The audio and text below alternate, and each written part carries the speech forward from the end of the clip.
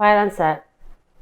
So basically I'm going to build a sandwich that's super crunchy, super fresh, certified wild, and made with Scout Canning's new tuna SKU. You've got an albacore tuna in a garden pesto, which is super fresh and lovely and gorgeous, and a classic tuna in organic olive oil. First thing you're going to need is some fresh cucumber. You can use a mandolin, one of those Japanese mandolins, but I like to use a knife because I like to take my time. The next thing I would like to do is add green apple. Thin slices, as thin as you can get them. Sprouts. So I really love alfalfa sprouts, but this is what I could find.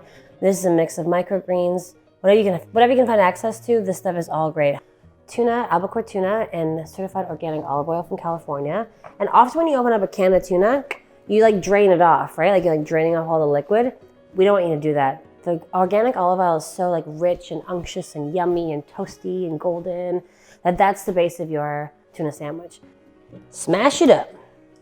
So this would be like when you maybe like you need a break, you need to pour a glass of wine, or like you need to do something else. Call your kids in, grab a fork. They can smash it up while you're doing something else. It smells really nice. The olive oil is very fragrant and quite nutty. So I just have some cream cheese on the side.